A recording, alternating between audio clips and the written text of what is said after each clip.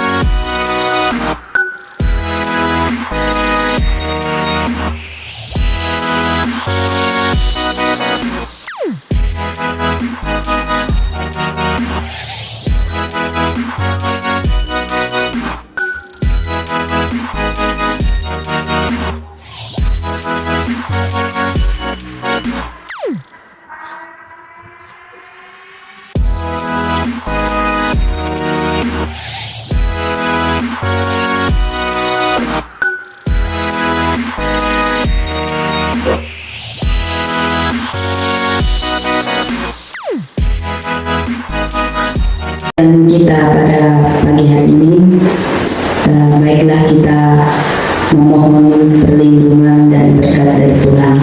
Karena itu mohon kesediaan Ibu kita untuk pimpin kita dalam doa. Mari kita berdoa.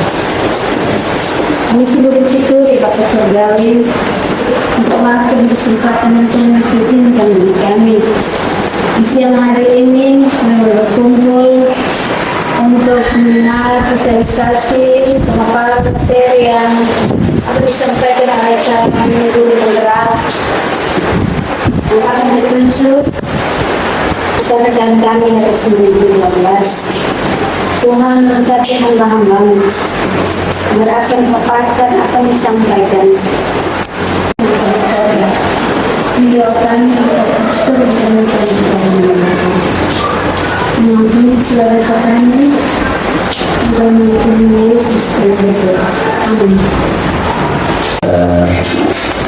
Bapak saya kurikulum, Ibu NC yang saya hormati, Bapak Ibu Guru, CGP yang akan menyampaikan materi pada siang hari ini, tiga calon guru penggerak. Ibu Guru, Pak Wakil, Ibu Rince, dan Ibu Mahla.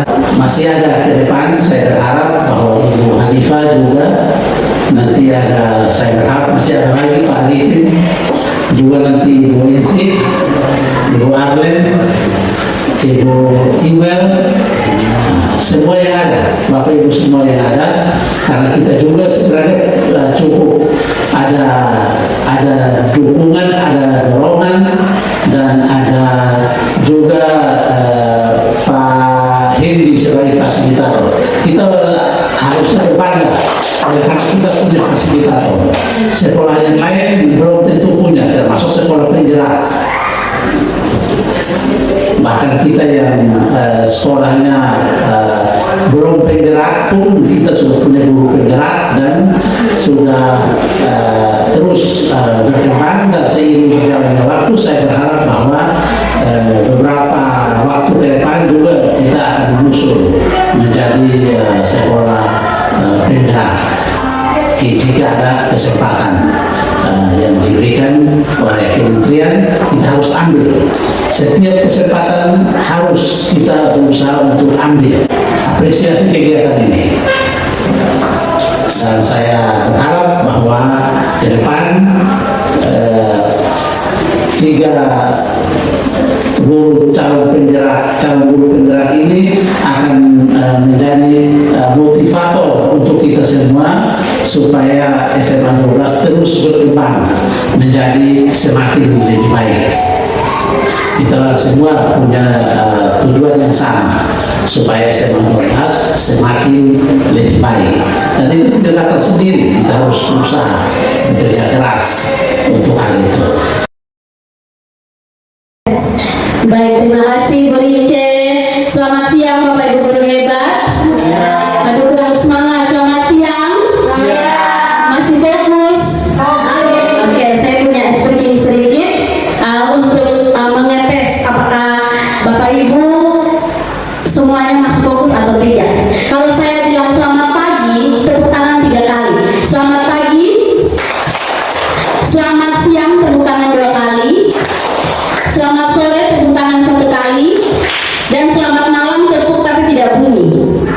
Bisa? Oke, kita tes. Selamat pagi. Selamat siang. Selamat sore. Selamat malam. Selamat malam. Selamat sore. Selamat pagi. Selamat siang. Selamat malam. Oh, ternyata tidak keluar itu. Oke. Iya, terima kasih untuk antusiasnya yang luar biasa, dan terima kasih juga untuk kesempatan kepada saya dan juga kedua rekan saya. Kami adalah calon guru penggerak angkatan 7 Kota Kupang, yang pada kesempatan ini kami bertiga diberikan kesempatan untuk berbagi praktik baik tentang apa yang kami dapatkan selama kami mengikuti kegiatan ini kurang lebih sudah 3 bulan ini. Dan sedikit perkenalan dari saya, tentu teman-teman sudah tahu bahwa nama saya adalah Ibu Mahla Buan SPD, dan selama mengikuti kegiatan guru penggerak ini saya dibimbing oleh pengajar praktik saya, yaitu Ibu Novilia Dewi Tanti SPD, dan juga fasilitator saya yaitu Pak Joseph Seran ST. Dan yang berikut, slide berikut next. Dan pada kesempatan siang hari ini saya akan membawakan materi yaitu mengenai keyakinan kelas. Nah, Bapak Ibu guru hebat semuanya, berbicara tentang keyakinan, tentu kita semua sudah melakukannya itu, tetapi sebenarnya kita yang belum mengerti sebenarnya kita sudah menerapkannya atau belum. Saya ada sedikit pertanyaan dulu untuk kita semua. Apa ada aturan untuk kita harus selalu memakai masker pada saat pandemi COVID-19? Ada yang mau menjawab? Mengapa ada aturan untuk memakai masker dan menjaga jarak selama COVID-19? Ya, dari Mbak MC. Untuk menjaga diri kita dari jangkitan virus. Luar biasa sekali, tepuk tangan dulu untuk Mbak MC.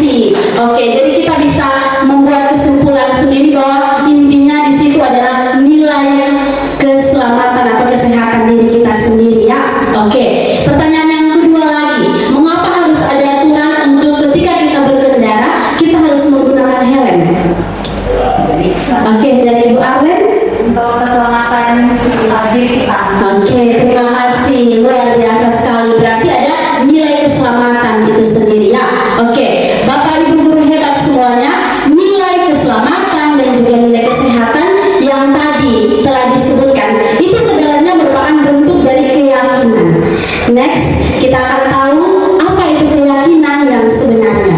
Keyakinan adalah nilai-nilai kebajikan universal yang disepakati secara tersirat dan tersurat, lepas dari latar belakang suku, negara, bahasa maupun agama. Jadi itu adalah pengertian keyakinan yang sebenarnya, di mana keyakinan itu adalah suatu nilai yang disepakati oleh suatu kelompok, baik itu dalam lingkup kita sekolah atau dalam lingkup kelas, yang dimana harus terlepas dari adanya unsur-unsur dari latar belakang agama, budaya, dan juga bahasa yang tidak ada yang mengikat. Jadi keyakinan itu hendaknya harus bersifat universal atau bersifat umum. Next. Nah, Bapak Ibu guru hebat semuanya, kita akan di sini kita akan tahu bersama apa itu aturan untuk membuat keyakinan yang dalam hal ini adalah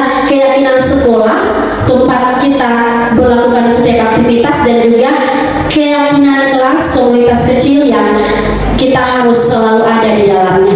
Dimana yang pertama aturannya adalah keyakinan itu hendaknya pernyataan-pernyataan yang universal. Jadi jangan pernyataan-pernyataan yang khusus, harus bersifat umum. Seperti budayakan untuk tepat waktu datang ke sekolah, itu kan bersifat umum. Jadi kalimat-kalimat itu atau pernyataan-pernyataan itu harus pernyataan-pernyataan yang universal. Yang kedua, pernyataan keyakinan kelas senantiasa dibuat dalam bentuk positif. Nah, dalam kata positif dan kata negatif tentu kita sudah tahu perbedaannya. Kalau kata-kata negatif itu jangan membuang sampah sembarangan, itu adalah kata negatif. Tetapi kalau keyakinan hendaknya dibuat dalam kata positif. Kata positif yang dimana coba mungkin ada yang bisa berubah dari tadi kata negatif jangan membuang sampah sembarangan, kira-kira kata positifnya apa?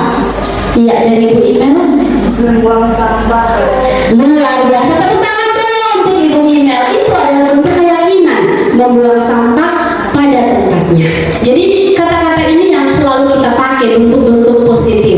Yang ketiga, keyakinan kelas hendaknya tidak terlalu banyak sehingga mudah diingat dan dipahami oleh semua warga kelas. Jadi 6 poin saja itu sudah cukup. Intinya mewakili semua yang harus disepakati dan harus ditaati bersama itu. Nah, yang keempat, keyakinan kelas sebaiknya sesuatu yang dapat diterapkan di lingkungan tersebut. Jadi aturan ini harus perlu kita buat, yaitu kita buat aturan yang diterapkan di kelas itu. Jangan kita buat aturan yang diterapkan di tempat lain, atau kita buat aturan ini adalah siswa SMA tetapi aturan yang kita buat untuk siswa PAUD atau siswa SD. Nah, itu juga tidak sinkron. Jadi hendaknya aturan atau keyakinan kelas itu yang kita buat harus sesuai dengan lingkungan tempat kita ada. Yang kelima, semua warga kelas hendaknya ikut berkontribusi dalam pembuatan keyakinan kelas lewat kegiatan curah pendapat. Nah, ini adalah tahapan awal. Ketika kita membuat keyakinan kelas, kita harus melibatkan semua siswa di dalamnya. Karena di situ kita harus bertanya ke mereka, oh contoh, si Ella bagaimana pendapatmu, si Fajar bagaimana, si Devi bagaimana. Jadi jangan anak-anak tertentu yang kita kumpulkan dan dari situ kita membuat keyakinan. Jadi keyakinan itu karena pada akhirnya akan disepakati oleh semua warga kelas, dan itu baiknya adalah semua warga kelas turut ada di situ untuk curah pendapat dan berbagi hal-hal apa saja yang mereka akan mau tetapkan sebagai suatu keyakinan kelas. Yang berikut adalah bersedia meninjau kembali keyakinan kelas dari waktu ke waktu. Jadi Bapak Ibu guru hebat, keyakinan kelas ini bukan hanya berlaku satu periode atau dalam ketika si Ella contoh atau si Fajar dia dari kelas 1 sampai kelas 3 keyakinan kelas itu tetap itu saja, bukan. Tetapi ketika mungkin semester 1, ketika semester 2 kita tanya lagi ke anak, mungkin mau berubah atau mau menambah, boleh. Jadi keyakinan itu selalu disesuaikan dengan setiap tahapan dan dimungkinkan. Kalau mau berjalannya waktu mau ditambah lagi, boleh di situ. Atau ketika berjalannya waktu ada yang mau dirubah, contohnya dari 3, contohnya adalah masuk ke kelas harus 10 menit setelah guru ada. Mungkin ketika berjalannya waktu mau dirubah waktunya, boleh seperti itu. Untuk aturan ini jelas Bapak Ibu guru hebat? Terima kasih. Next slide yang berikut. Selanjutnya adalah kita akan mengetahui bagaimana prosedur untuk pembentukan keyakinan kelas. Nah, ini diharapkan untuk setelah mendengarkan materi ini, kita sebagai wali kelas atau kita sebagai guru mata pelajaran, hendaknya ketika kita membuat kontrak kelas atau di awalnya itu ada keyakinan itu kita harus buat, sehingga ketika kita menyampaikan materi selama 1 semester atau 1 tahun itu ada hal-hal yang sudah disepakati bersama dan harus dijalankan bersama. Nah, prosedur itu yang pertama adalah warga sekolah atau murid di sekolah atau kelas bercurah pendapat tentang peraturan yang perlu disepakati. Jadi di situ kita boleh bertanya kepada mereka. Kita lihat kasus, oh di SMA Negeri 12 Kota Kupang banyak siswa yang terlambat.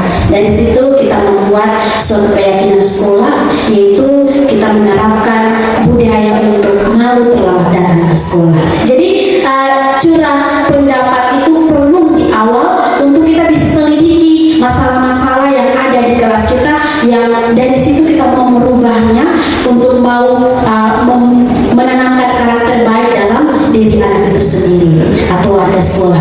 Yang kedua, mencatat semua masukan-masukan para murid atau warga sekolah. Jadi ketika sudah curah pendapat, sudah ada umpan balik dari setiap warga sekolah atau umpan balik dari anak-anak yang ada itu, kita mencatat semua. Jangan kita habis didengar setelah itu selesai. Tetapi ada baiknya yang perlu kita lakukan adalah kita mencatat. Gunanya untuk kita mengingat setiap pendapat yang telah disampaikan untuk nantinya kita akan tindak lanjuti. Seperti itu Bapak Ibu guru hebat. Yang ketiga, prosedurnya adalah kita harus menyusun keyakinan kelas sesuai prosedur pembentukan keyakinan sekolah atau kelas, dan kita harus menggunakan kalimat-kalimat positif. Jadi untuk kita membuat keyakinan kelas atau keyakinan mata pelajaran kita sendiri, ketika kita ada untuk misalkan Ibu Eva mengasuh mapel sosiologi ingin membuat keyakinan dengan anak-anak, sehingga ketika mapel sosiologi ada sesuatu yang mengikat dan harus disepakati, di situ hendaknya dengan kalimat-kalimat positif. Jadi kita jangan pakai kalimat jangan, tidak boleh, atau kalimat-kalimat mengancam. Betul Ibu Amel, Ibu Imel, kita harus menggunakan kalimat-kalimat positif. Jadi hindari jangan menyuntik ketika ulangan, jangan. Kita ganti dengan bersikaplah jujur ketika ada ulangan. Seperti pada sekolah atau murid untuk menemukan nilai kebajikan atau keyakinan yang dituju dari peraturan tersebut. Contoh, berjalan di kelas, dengarkan guru, datanglah tepat waktu, berada di bawah payung, yaitu keyakinan untuk saling menghormati. Jadi kita harus dari setiap keyakinan-keyakinan yang kita buat itu, kita harus menuju pada nilai-nilai kebajikan sebelum mata pelajaran dimulai. Nilai kebajikannya di situ adalah disiplin, seperti itu. Jadi hendaklah setiap keyakinan yang kita akan buat bersama dengan warga sekolah untuk menjadi keyakinan sekolah, atau bersama dengan siswa dalam kelas untuk menjadi keyakinan kelas, harus merujuk pada nilai-nilai kebajikan itu sendiri. Next. Selanjutnya, keyakinan sekolah atau kelas tidak boleh terlalu banyak. Jadi kita harus jaga sehingga jangan terlalu memusingkan anak juga. Jangan sampai anak merasa bahwa dengan ada di kelas tugas IPA 1 banyak aturan dia mau pindah kelas, atau dengan ada di kelas IPA banyak aturan dia mau pindah saja ke kelas IPS dan lain sebagainya. Jadi seperti tadi sempat disinggung oleh Pak Gil bahwa tujuan dari pendidikan itu sendiri adalah untuk anak mendapatkan kebahagiaan dan keselamatan yang setinggi-tingginya. Jadi anak itu disanjung-sanjung. Kita harus berhamba pada murid, ya. Oke. Yang berikut, meninjau ulang dan menyetujuinya dengan menandatangani keyakinan sekolah. Jadi ketika bersama dengan warga kelas sudah membuat keyakinan kelas itu, hendaknya kita harus sepakati dengan kita menandatangani. Jadi di akhir atau di bagian bawah kan keyakinan itu nanti pada ujungnya itu nanti akan dibuatkan poster, dibuatkan baliho atau apapun itu yang dipasang di sekitar kelas, dalam ruangan kelas, untuk selalu dilihat. Tujuannya untuk selalu diingat bahwa saya harus melakukan seperti ini. Jadi menanamkan budaya-budaya baik itu seperti tradisi oleh Pak Gil bahwa selalu melakukan kebiasaan. Jadi di sini Bapak Ibu guru hebat semuanya, kita harus menandatangani perlu, sehingga ketika si esok-esok contoh Ella dan Fajar dan ada kelas 11 IPA 2 contohnya si Depri membuat kesalahan dan si Depri bilang waktu itu membuat keyakinan kelas saya tidak ada, jadi saya tidak tahu. Itu kan bisa membuat peluang bagi si anak untuk bisa mengelak, ya. Jadi hendaklah keyakinan kelas itu harus dibuat dengan disepakati bersama semua warga sekolah. Dan yang paling terakhir itu adalah keyakinan sekolah atau kelas dilekatkan atau dipasang di dinding kelas atau tempat yang mudah dilihat. Oke, next. Nah, ini merupakan contoh-contoh keyakinan kelas dan sudah pasti ini sudah diterapkan di SMA 12. Dan mungkin untuk actionnya di sini tidak perlu terlalu banyak waktu. Saya ada siapkan di sini ada 2 media untuk kita bisa pakai. Ada keyakinan kelas dan keyakinan sekolah.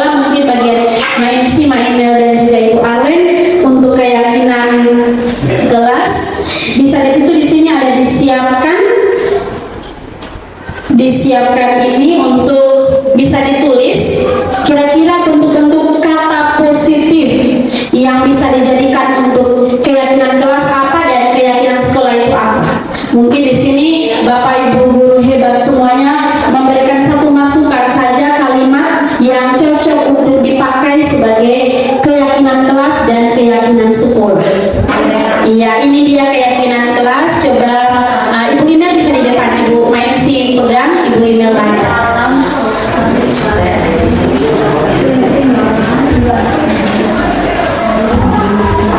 Ya, contoh keyakinan kelas yang pertama, menghargai pendapat teman.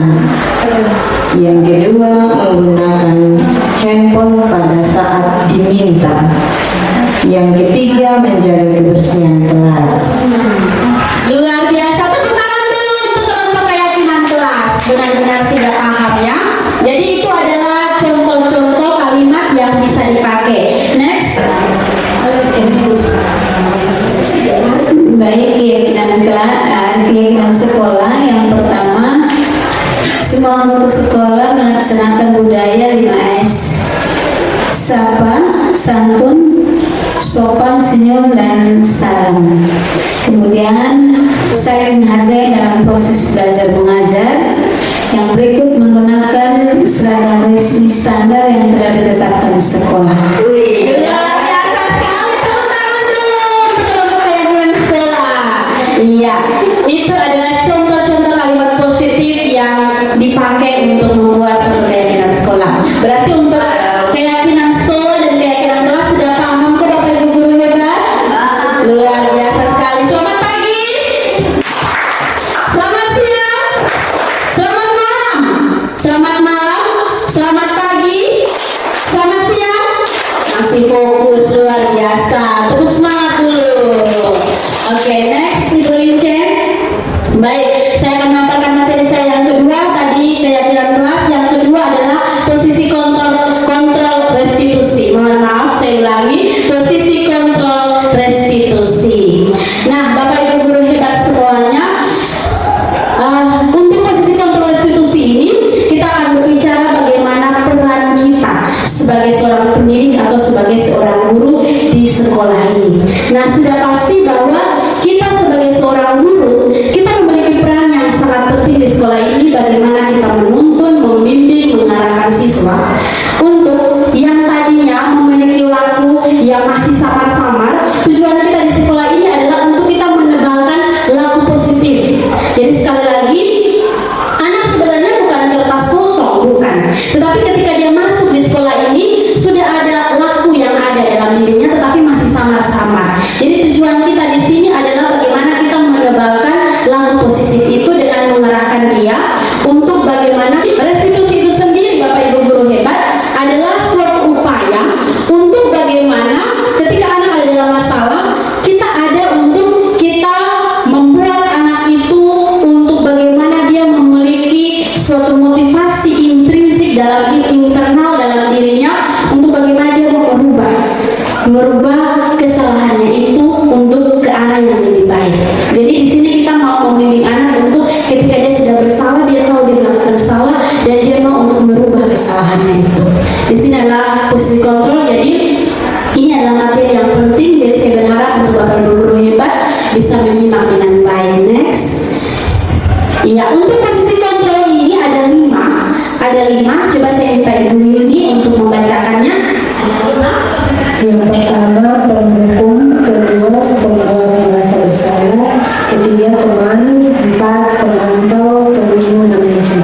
Iya, terima kasih Bu Yuni. Itu adalah 5 posisi kontrol kita.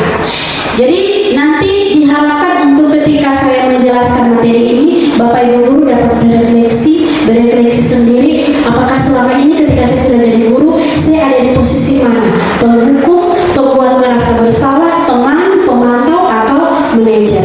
Next. Iya, yang pertama kita akan belajar tentang posisi kontrol penghukum.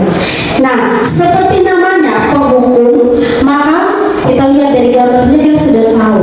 Jadi sosok posisi kontrol sebagai seorang penghukum itu adalah dia terbiasa untuk menggunakan hukuman fisik atau verbal.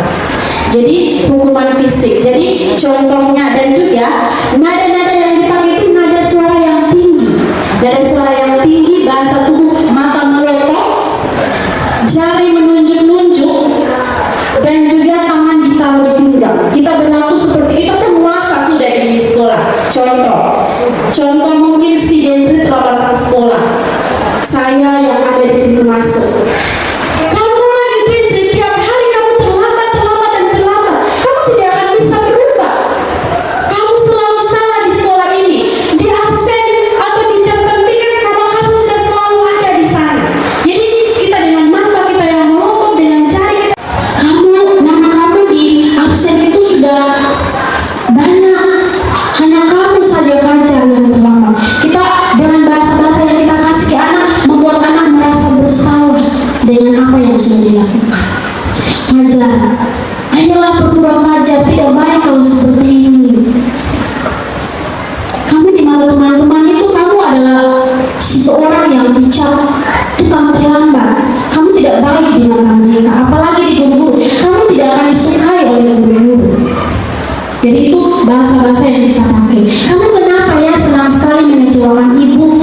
Itu benar-benar kecewa sama kamu. Kamu juga membuat bapak Kepset kecewa dengan kamu, membuat teman-teman juga yang tadinya suka dengan kamu tidak suka lagi. Nah, untuk restitusi yang tadi, selain psikologi kita sebagai seorang manajer, restitusi itu adalah suatu upaya untuk mengarahkan anak untuk dia bisa berubah kesalahan itu ke arah yang lebih baik. Ada segitiga restitusi yang saya akan jelaskan di sini. Ada tahapan-tahapannya.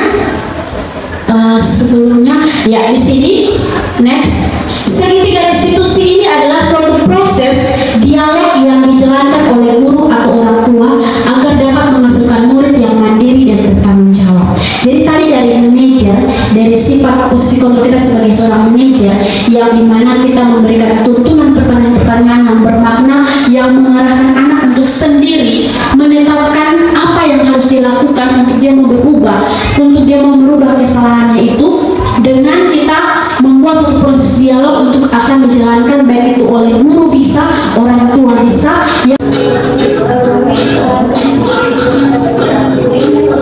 Oke, ini adalah pengertian restitusi di awal. Kasih next saja Ibu Ice sampai di kasus. Kasih next saja. Oke, dari awal. Iya, ya pas di sini. Lanjut. Ya, stop. Pause dulu. Iya, di sini kasus yang saya ambil itu adalah si Brandon terlambat datang ke sekolah. Akibatnya dia terburu-buru dan tidak memberi salam kepada guru piket di depan gerbang. Kemudian ketika selesai jam pelajaran di sekolah dan akan pulang, teman-temannya memberikan salam kepada ibu guru, namun Brandon tidak memberikan salam. Oke, next.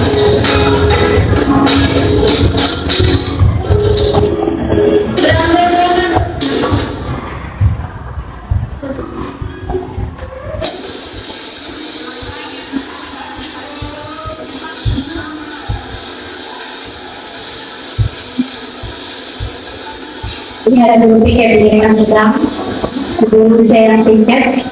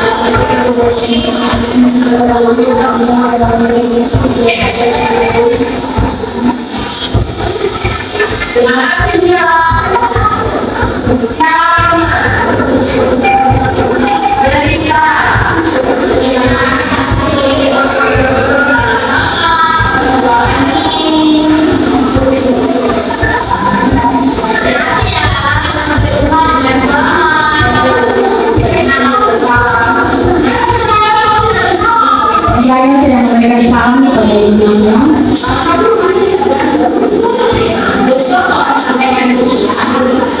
Ini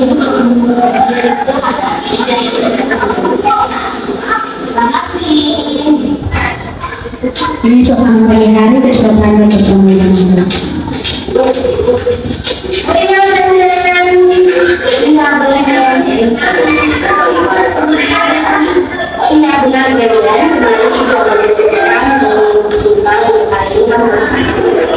ada sesuatu yang sampaikan di kamu belum beredar.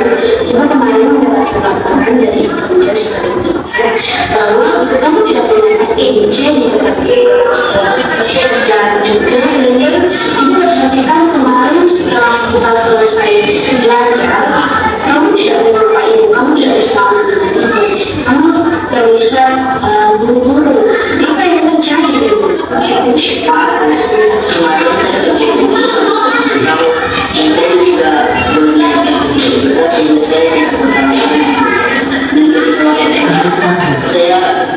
Saya sudah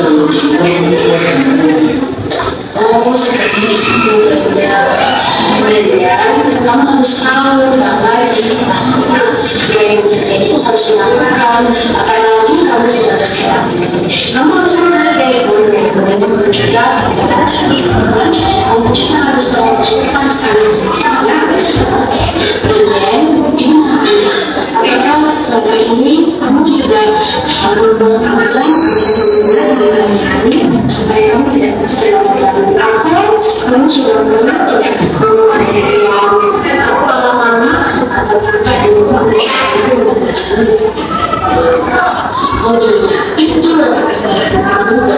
jadi ini sudah diberikan kebetulan pertanyaan dan dia sudah sadar bahwa tindakannya salah.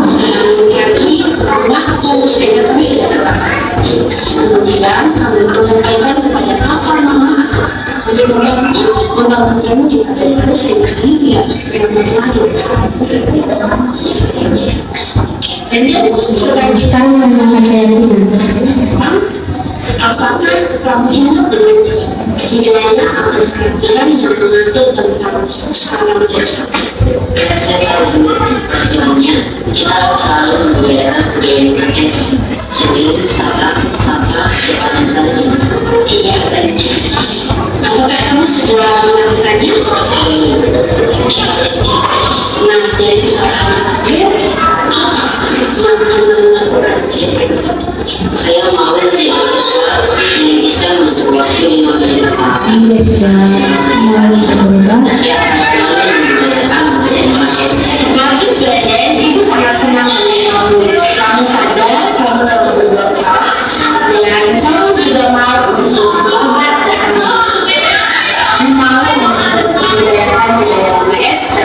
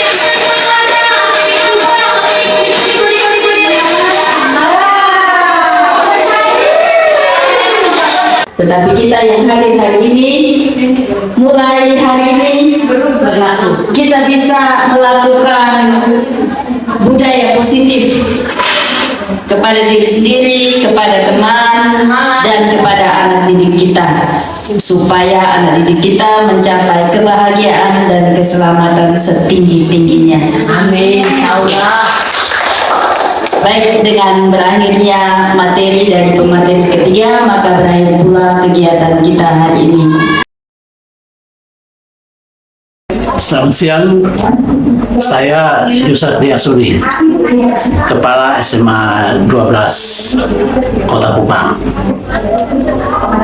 Saya sudah mengikuti pemaparan dari 3 calon guru penggerak, Pak Gilbert Mikael, Ibu Rince Tosi, Ibu Mahla Buan.